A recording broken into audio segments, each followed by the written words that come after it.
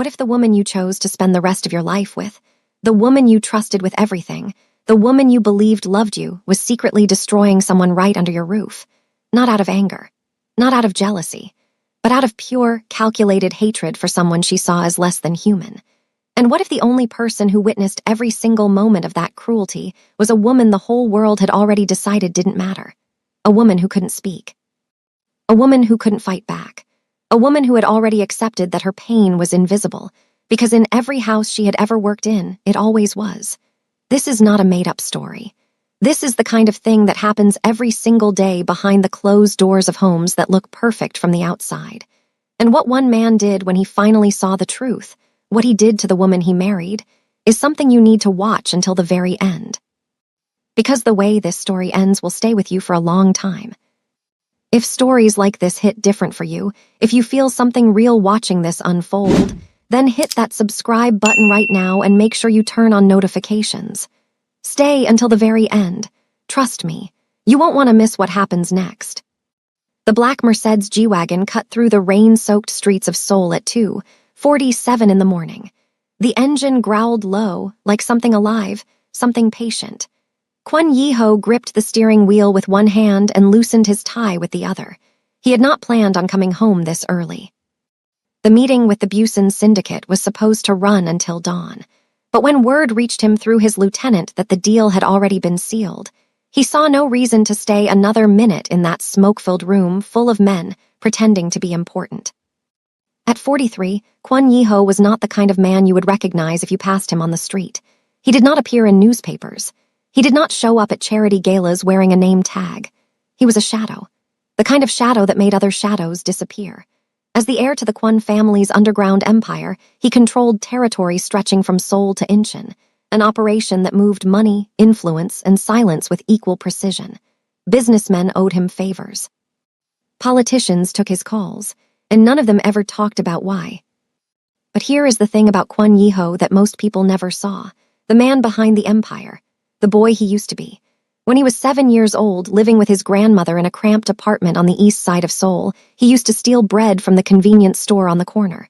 Not because he was hungry, because there was a stray cat that lived behind the dumpster, skinny and half-blind, and that cat had no one else. His grandmother found out eventually. She didn't punish him. She just looked at him with those tired eyes and said, "Yi-ho, the world will try to make you hard. Don't let it." He had spent the last 36 years trying to honor that. His penthouse sat on the top floor of one of Gangnam's most exclusive towers, floor-to-ceiling glass, imported Italian marble, a kitchen that looked like it belonged in a magazine nobody actually read. His wife, Choi Soo-yeon, had decorated every inch of it herself, and if you walked through that apartment, you would think it was the home of two people who loved each other deeply. Everything was perfect. Everything was polished.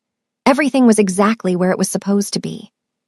But perfection, Yi-ho was about to learn, can be the most dangerous disguise in the world. He stepped out of the elevator directly into the penthouse foyer. The apartment was dark, almost completely dark.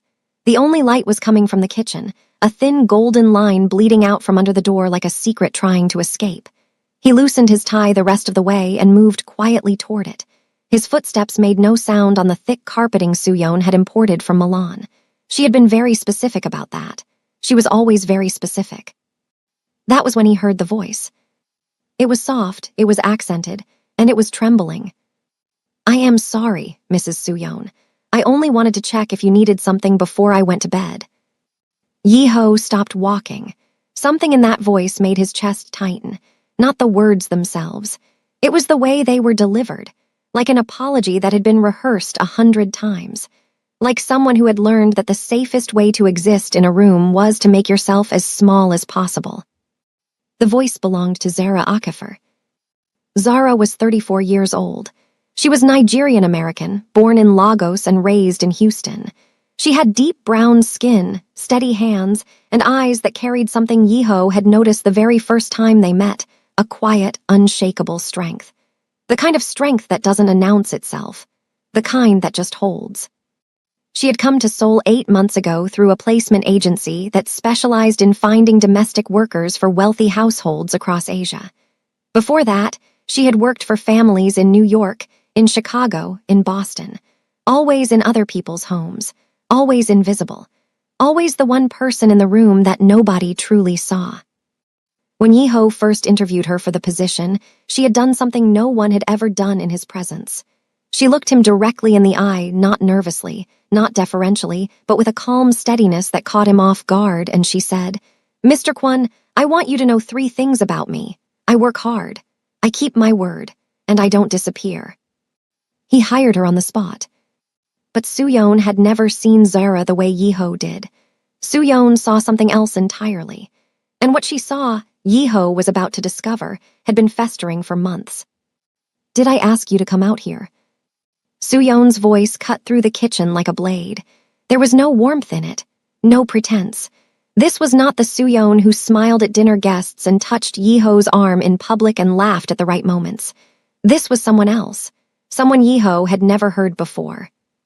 "Did I call for you? Did I ring the bell?" "No, Mrs. Soo-yeon. I just heard a noise and I thought." "You thought," Soo-yeon laughed. It was short and cold, and it made something in Yiho's stomach drop. "You imagined something, and then you came out here uninvited in the middle of the night looking like that. Do you know what time it is? Do you have any idea where you should be right now?" "In my room, Mrs. Soo-yeon." "In your room? Yes. The room I gave you out of my husband's generosity. The room with the single bed and no window. You should be grateful you have a roof over your head at all. Women like you, women in your situation, usually end up on the streets. So when I tell you to stay in that room after hours, you stay. Do you understand me?" Yiho pressed his back against the marble column beside the kitchen entrance. His hands were clenched at his sides. His jaw was tight. Something was building inside his chest that he hadn't felt in years. Something hot and dangerous and very, very close to breaking through. "Mrs. Soo-yeon, I don't understand what I did wrong." "You did everything wrong the moment you stepped foot in this house." Soo-yeon's heels clicked against the marble as she moved closer to Zara. Each click sounded like a small, deliberate punishment. "You are the maid. That is all you are. You clean when I tell you to clean. You cook when I tell you to cook. You disappear when I tell you to disappear. And you never speak to me unless I speak to you first. Is that clear?" There was a pause, a long, heavy pause. "Yes, Mrs. Soo-yeon." "Good. Now get out of my sight." Yiho listened to Zara's footsteps move down the hallway. They were quiet, careful, defeated, and then, just before they faded completely, he heard it. A sound so small it almost disappeared into the silence of the apartment. A single sob, swallowed almost instantly, like someone pressing their hand over their mouth to keep the pain from escaping. Yiho closed his eyes. He breathed in slowly through his nose. He had spent decades in rooms full of dangerous men. He had stared down rivals who wanted him dead.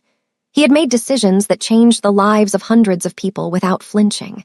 But standing in that hallway, listening to a woman cry alone in the dark because she had been taught that her tears didn't matter, that was the moment something inside him shifted. Permanently. He waited until the apartment was quiet again. Then he stepped into the kitchen. Soo-yeon was pouring herself a glass of wine. Red, expensive. She held it by the stem the way people do when they want you to know they know how to hold a wine glass. Her silk robe was tied perfectly at the waist. Her posture was relaxed, completely relaxed. The posture of someone who believed she was alone, who believed no one had heard a word. "Soo-yeon." She turned. And for just one fraction of a second, one tiny crack in the mask, something flickered in her eyes. Not guilt, not shame, calculation. Her brain was already working, already building the story she was going to tell. Then the mask snapped back into place like it had never moved. "Yiho," she smiled, the same warm, practiced smile she gave him every morning, the same one she gave his business partners at dinner. "You're home early. I wasn't expecting you until morning. Are you hungry?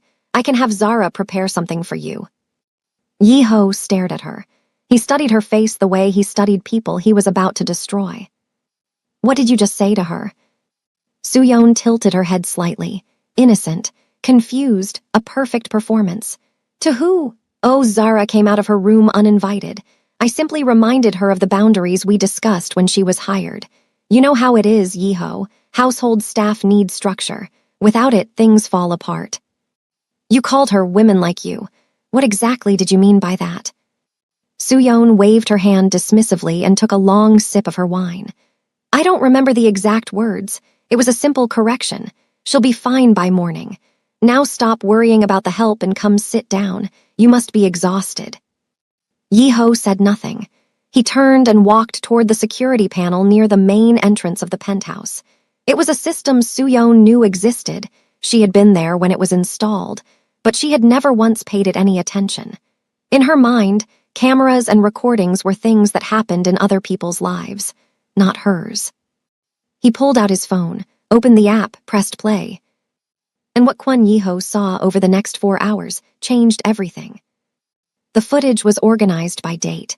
He started 3 months back and worked forward, one recording at a time. Each one was worse than the last. Each one revealed another layer of something that had been happening right under his nose, in his own home, while he was busy building an empire and believing his life was exactly what it appeared to be. He watched Soo-yeon tell Zara, calmly and without emotion, that she was not allowed to eat at the dining table. Ever. Not when guests were present. Not when the apartment was empty. Not under any circumstances. Zara was to eat in the storage room, alone, whatever was left over from the previous night's meal.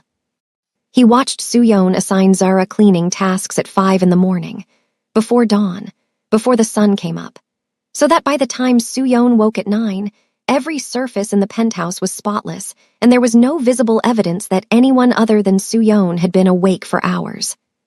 He watched Soo-yeon find a letter Zara had written to her mother in Lagos, a simple letter handwritten, folded neatly, and tear it into small pieces, one by one, slowly, deliberately, dropping the pieces into the trash while Zara was in the next room and couldn't see.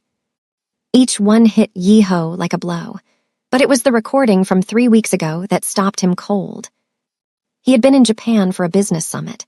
Soo-yeon had hosted a dinner party that night for the wives of several associates. What Yi-ho didn't know, what he was only now learning, was that Zara had spent 3 entire days preparing for that dinner. Not because Soo-yeon asked her to. Because Yi-ho had mentioned, casually, during a phone call weeks before, that he missed home-cooked food. That he wished someone would make something with real heart in it when he got back. Zara had heard him say that, and she had remembered. She spent 3 days perfecting a recipe, a Korean-Nigerian fusion dish that blended the flavors of both worlds in a way that was unexpected and beautiful. She set the table herself. Fresh white lilies in simple glass vases. Clean linen napkins folded with care. Candles placed just so, the kind of quiet, thoughtful arrangement that took hours to get right and looked effortless when it was done.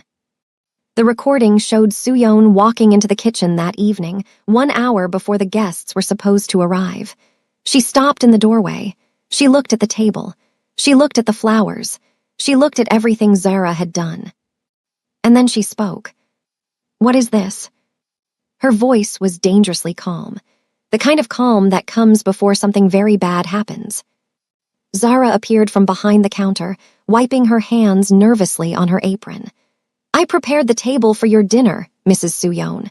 Mr. Kwon mentioned last month that he—" "My husband mentioned something to you," Soo-yeon's voice sharpened.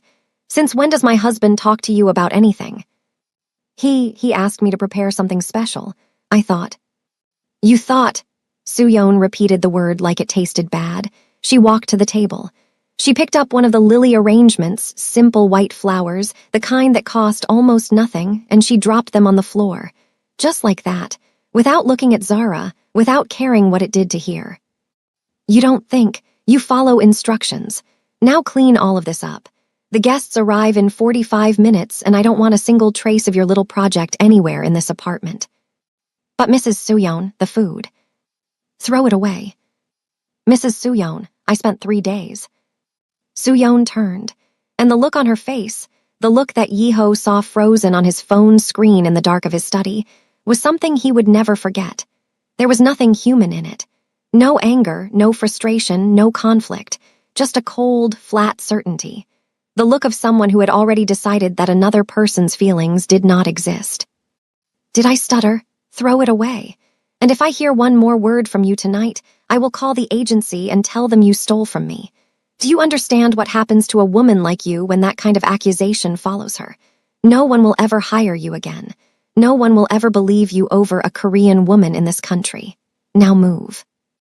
Zara's hands were shaking as she picked up the flowers from the floor.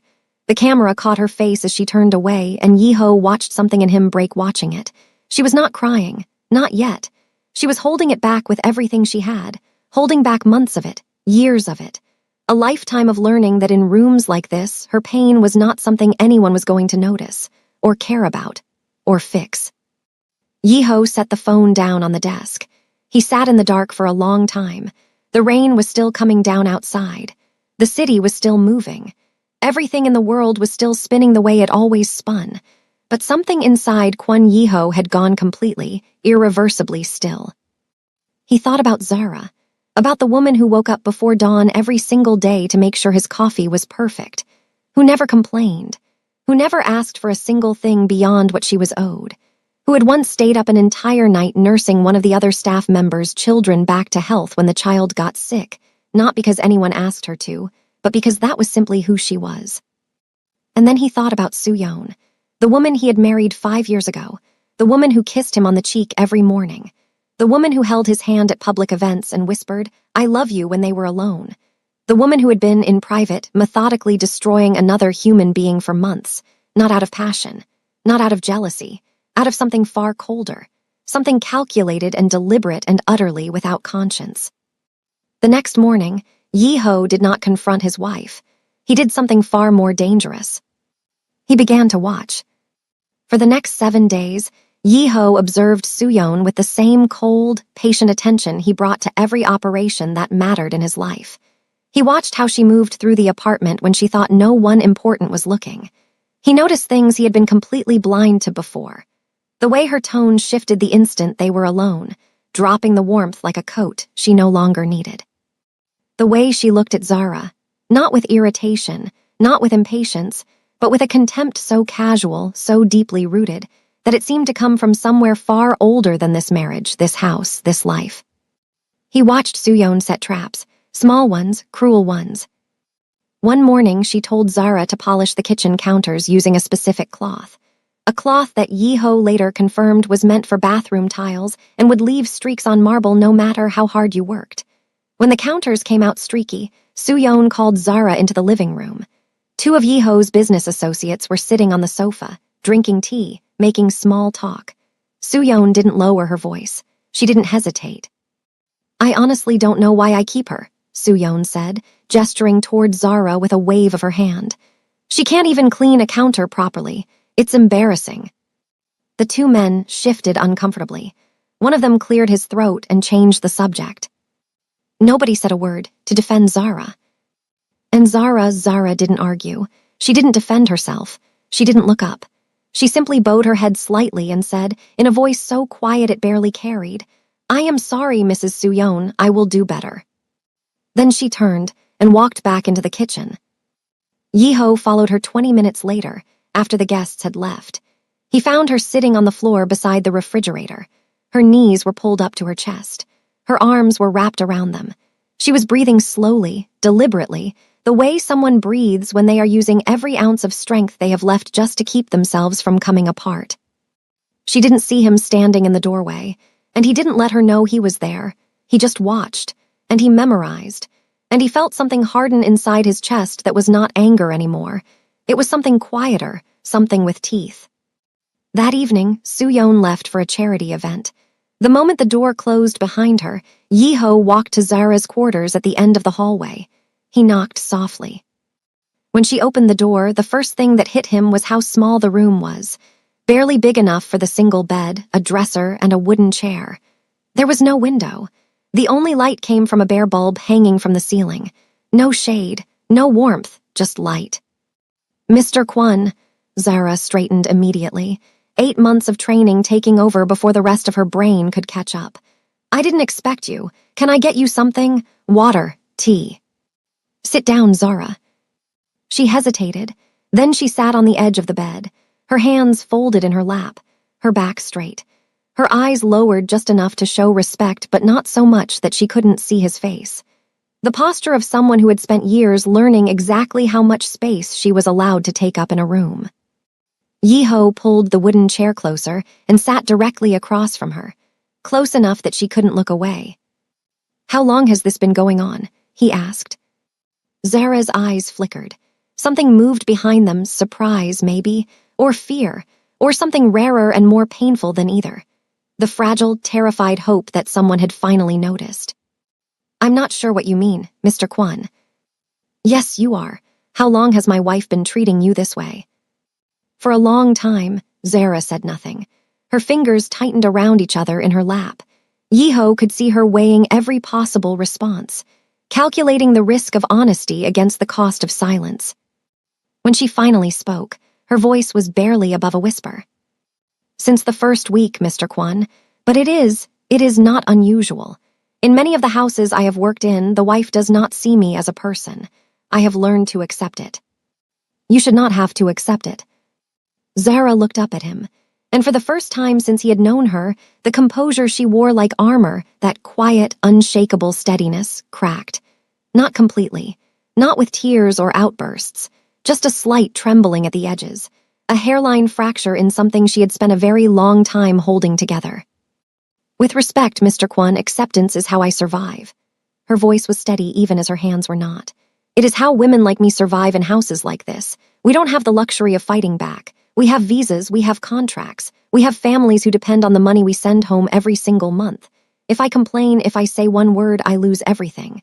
My job, my visa, my ability to take care of my mother back in Lagos, so I accept, and I keep going. Because that is the only choice that has ever been available to me." Yiho nodded slowly. He understood survival. He had built an entire empire on the back of it, but survival was supposed to protect the things that mattered to you, not eat them alive. "I'm going to fix this," he said. Zara shook her head gently, almost sadly. "Mr. Kwon, please, do not put yourself in trouble for me. Mrs. Suyeon is your wife. I am no one. I am just the help." "You are not no one, Zara." He stood up and left before she could respond, but her words stayed with him long after the door closed, especially the way she had said, "women like me." Not with bitterness, not with anger, with acceptance, as if there were a whole category of human beings on this earth whose suffering was simply built into the way the world worked. And everyone had agreed to pretend it wasn't there. Over the next 3 days, Yiho moved fast, quietly, with the same surgical precision he brought to every deal that mattered. He called Park Jae-yeon, his personal attorney, a sharp, uncompromising woman who specialized in criminal defense and family law and had never once lost a case she believed in. He told her everything. She listened without interrupting. When he finished, she said 2 words: "Send everything." He called Lee Sung-min, a former intelligence operative turned private investigator who had worked for the Kwon family for years and had never once leaked a single piece of information to anyone. Lee was the kind of man who could find out what someone had for breakfast 3 weeks ago if he needed to. Yiho needed him to find out everything. And quietly, carefully, without triggering any alerts on Suyeon's accounts, he began moving money. Not large amounts. Nothing that would catch her attention. Just enough to make sure that when the moment came, every piece of evidence was preserved, documented, and airtight. Suyeon noticed nothing. She continued her routine with the same effortless confidence she had always carried. The morning skincare ritual that took 45 minutes, the afternoon shopping trips to Cheongdam-dong, the evening social events that kept her name circulating in the circles that mattered to her. She continued to treat Zara as though she were a piece of furniture that occasionally malfunctioned and needed to be reminded of its place. On the 4th day, everything changed. Yiho was in his study, reviewing documents, when Suyeon appeared in the doorway. She was dressed perfectly, as always. Her hair was pulled back in a way that looked effortless but had taken her 20 minutes to arrange. She held a cup of tea in one hand and a printed document in the other. "Yiho, come sit with me. I want to talk to you about something." He followed her into the kitchen and sat across from her at the island counter. She set the document down between them and wrapped both hands around her tea. "I've been thinking about Zara," she began. Her voice was gentle, concerned, the voice of a wife looking out for her family. "And I don't think she's working out." "What do you mean?" "She's been making mistakes, Yiho. Small things at first, burning the rice, forgetting to set out the guest towels before your colleague came on Tuesday. But it's getting worse. Soo-yeon paused, and the concern on her face deepened just enough to be convincing. I think she might be having some kind of mental health issues. I've heard her talking to herself at night. I found her crying in her room twice last week. She seems confused sometimes, like she doesn't know where she is or what day it is. Yi-ho kept his expression completely neutral. He had spent decades perfecting this skill. Soo-yeon, for all her social intelligence, had never once been able to read him when he didn't want to be read. "What are you suggesting?" he asked. "I think we should let her go. I've already contacted the agency. They can have a replacement here within the week." Soo-yeon took a sip of her tea and added, almost casually, "Someone who fits better here, someone more suitable for a household like ours." Yi-ho understood exactly what fits better meant. He had seen enough of the world to know, and it had absolutely nothing to do with competence. "I'll think about it," he said. Soo-yeon smiled, a small, satisfied smile, the smile of someone who believed she had won. That night, long after Soo-yeon had fallen asleep, Yi-ho sat in his study with Lee Sung-min on a secure video call. The investigator had spent the past 72 hours compiling everything: security footage, phone records, and statements from 2 former employees who had quietly agreed to speak. "The pattern is clear," Lee said, his voice flat and professional. "Soo-yeon has a documented history of verbal and psychological abuse toward domestic workers, specifically toward women of color. 2 previous employees left this household within months of being hired. One of them, a Filipino woman named Maria Santos, filed a formal complaint with the Labor Bureau 2 years ago." Yi-ho leaned forward. "What happened to the complaint?" "It was buried. Soo-yeon's family has connections at the Bureau. The complaint was dismissed before it ever reached a hearing. Maria Santos was quietly deported 6 months later on a technicality." The room was silent for a long moment. Yi-ho thought about Maria Santos, a woman he had never met. A woman whose pain had been erased so completely that not a single trace of it remained. He thought about how many others there might be, women just like her, just like Zara, whose suffering had been swallowed by a system designed to protect people like Soo-yeon and forget people like them. "What do we have on Zara's situation specifically?" he asked. "Enough to destroy her." Lee's voice was careful now, precise. "The security footage alone is devastating, but there's more. The phone records show Soo-yeon coordinating with 2 other women, the wife of a real estate developer named Kang and the daughter of the media mogul Park, in a private group chat. They discuss strategies for managing what they call the help situation. The language in these messages is explicitly racist, dehumanizing, and it is all in writing." Lee shared the screenshots. Yi-ho read them one by one on his secure phone, each message landing like a punch. Soo-yeon had written, "These African girls think they can just come here and act like they belong. I'm making sure Zara understands exactly where she stands in this house." The real estate developer's wife replied, "Same with mine. She actually tried to sit at the dinner table with us last week. I almost choked on my food." And then Soo-yeon's response, the one that made Yi-ho's blood go cold. "Don't worry. By the time I'm done with Zara, she'll beg to go back to wherever she came from. These people are so easy to break." Yi-ho set the phone down. He stared at the wall for a long time. The rain was still falling outside. The city was still breathing below him, but something had changed in the room. Something had shifted in the air. It was the moment Yi-ho understood, truly understood, that this was not about discipline, not about boundaries, not about managing a household. Soo-yeon had not seen Zara as a person. She had seen her as something to be broken, deliberately, methodically, for the pleasure of watching it happen.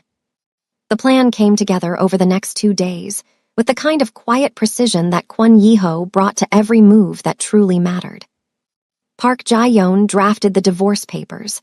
They were built on Soo-yeon's documented pattern of psychological abuse and the evidence of a coordinated, racially motivated campaign against a vulnerable employee. Every piece of evidence was cataloged. Every recording was time-stamped. Every message was preserved. Lee Sung-min made sure all of it was stored in 3 separate secure locations, accessible only to Yi-ho and his attorney. Nothing could be deleted. Nothing could disappear. And Yiho prepared the final piece himself, a conversation, one that Soo-yeon would never see coming. On Thursday evening, Soo-yeon hosted a small dinner at the penthouse. 4 couples, all from the upper tier of Seoul's business world. Zara prepared the entire meal in the kitchen, working in silence, invisible, the way she always worked when Soo-yeon's guests were present. The food was extraordinary. Every person at that table complimented it. Soo-yeon accepted every compliment with grace and warmth and a smile that made her look like the perfect hostess. Not one person at that table knew who had actually cooked the meal. After the last guest left and the door closed for the final time, Soo-yeon sank into the sofa with a glass of champagne. She stretched her legs out and let out a long, satisfied breath. Yiho sat across from her. A glass of whiskey sat on the table in front of him, untouched. "What a wonderful evening," Soo-yeon said, swirling her glass gently. "Did you see how impressed Mr. Shin was? I think we've secured exactly the connection we needed for the Busan expansion. This is going to be a very good year for us, Yiho." She looked at him, waiting for him to smile back, waiting for him to say something warm and appreciative and normal. He didn't. "Soo-yeon." Something in his voice made her stop. The glass paused halfway to her lips. Her eyes narrowed, just slightly, just enough to show that she had heard it. The shift in tone, the weight behind the single word. "What is it?" Yiho reached into his pocket. He pulled out his phone. He turned the screen toward her slowly and held it so she could read what was on it. It was her own message, the one she had sent to the real estate developer's wife, the one about how easy Zara was to break. Soo-yeon's face went perfectly still. The champagne glass lowered to her lap. Her fingers tightened around the stem.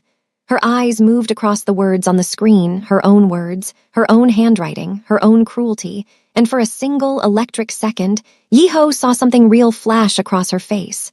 Not guilt, fear. Then it was gone. "Where did you get that?" Her voice was calm, controlled. But underneath it, something was working fast, recalculating, searching for an exit, trying to find the angle that would let her spin this into something survivable. "It doesn't matter where I got it. What matters is what it says.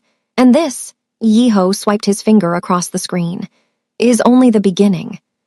He showed her the security recordings, one after another. Soo-yeon throwing Zara's flowers on the floor. Soo-yeon forcing Zara to eat alone in the storage room. Soo-yeon tearing apart the letter to Zara's mother. Each one played in silence. Each one landed like a door closing. Soo-yeon set down her champagne glass very carefully, very deliberately. The way someone handles something fragile when they are trying very hard not to let their hands shake. "Yiho, you need to understand the context here. Managing household staff is complicated. Sometimes boundaries need to be set firmly, or..." "Boundaries." Yiho said the word once, flat, without expression. He let it sit in the air between them like something with weight. Soo-yeon paused. Then she tried again, her voice shifting into a gentler register, more careful now, more measured. "Yes, Zara has been difficult since day one. She tests limits constantly. I am simply maintaining the standards of this household. You hired her, but I manage her. That is how this works, Yiho. You told her she was not allowed to eat at the dining table. You made her sleep in a windowless room with no heat. You threw away a letter she wrote to her mother. You threatened to destroy her career if she ever spoke up. And you coordinated with other women to plan how to systematically dehumanize her." Yiho listed each one slowly, deliberately, watching Soo-yeon's face with every word, watching the composure crack piece by piece like ice breaking apart in spring. "This is not enforcing boundaries, Soo-yeon. This is abuse." "That is a very strong word." Soo-yeon's voice had dropped, dangerous now, "and I would be very careful about using it in this marriage. It is also the word that is going to appear in the divorce papers." The silence that followed was the loudest thing Yiho had ever heard in his life. Soo-yeon did not move. She did not blink. She sat perfectly still on that sofa, the sofa she had picked out herself, in the apartment she had decorated herself, in the life she had built so carefully around the image of perfection, and she stared at Yiho as though she were trying to find the crack in his resolve. The weakness, the bluff. There was none. Divorce, she said. The word came out flat, empty, like she was tasting it for the first time and trying to decide if it was real. Over a maid. Over the kind of person you are, Yiho said. The maid is simply the evidence. Suyeon stood up. She began to pace. Her bare feet were silent on the marble. Her arms were crossed tightly over her chest. Her mind was moving fast. Yiho could see it in her eyes, the rapid calculations, the desperate search for leverage. You are not thinking clearly, she said. Everything we have built, the connections, the reputation, the social standing, all of it depends on this marriage holding together. You want to throw all of that away over some sob story about a Nigerian cleaning woman. I want to throw it away because I married someone I did not know, and now I do. Suyeon stopped packing. She turned to face him, and for one moment, just one, something real broke through, something frightened, something almost human. Then it was gone. Fine, she said. Her voice was steel now, cold and hard and utterly without warmth. But you should know that I have connections too, Yiho, connections that don't show up in courtrooms. And if you think, I know exactly what connections you have. Yiho's voice was quiet, the quietest it had been all night, and that was what made it dangerous. I have known about them for longer than you think. Every threat you make from this point forward will be documented and added to the evidence already in my attorney's hands. Park Jae-yeon is very good at what she does, and the Labor Bureau connection your family used to bury Maria Santos's complaint. That has already been reported to the prosecutor's office. Suyeon's face went white. Not pale, not flushed, white, the color draining out of it all at once like someone had pulled a plug. Maria Santos, she whispered. Yes, and the two other women before Zara, and every message in your group chat. All of it, Suyeon. All of it is already on record. There is nowhere left for you to go. Suyeon sat back down, slowly. The way someone sits when the ground has moved beneath them and they are no longer entirely sure it will hold. For the first time in their marriage, for the first time in her entire carefully constructed life, Kwon Choi Suyeon had run out of moves. The divorce was finalized 6 weeks later. The prenuptial agreement Suyeon had signed without reading carefully, because she had never once imagined a world in which Yiho would want out, left her with a modest settlement and strict conditions. She was prohibited from contacting Zara. She was prohibited from contacting any current or future employees of Yiho's household. Her social circle began to distance itself within days, once the details quietly reached the people who mattered. Seoul's elite was a small world. Word traveled fast, and it traveled without mercy. Suyeon moved out on a gray Tuesday morning. 3 suitcases, nothing else. She did not say goodbye to Zara. She did not say goodbye to anyone. The next day, Yiho found Zara in the kitchen. She was preparing breakfast the way she did every morning, quietly, carefully, with the kind of attention that came from years of practice and not from joy. She looked up when he walked in, and for a moment, the wariness was back in her eyes. The same wariness he had seen the night he first overheard Suyeon in the kitchen. The look of someone who had learned that even good things could disappear. Mr. Kwon, good morning. Your coffee is almost ready. Sit down, Zara. She hesitated, then she sat at the kitchen island, her hands folded in her lap. Small, contained, careful, the way she always sat, the way she had been taught to sit.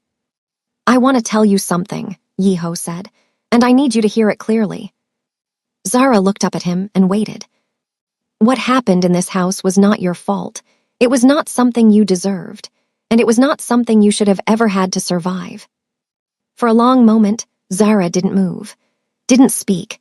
She just sat there, absorbing the words, turning them over, testing them against everything she had been told her entire life about what she was worth, and where she belonged and how much space she was allowed to take up in the world.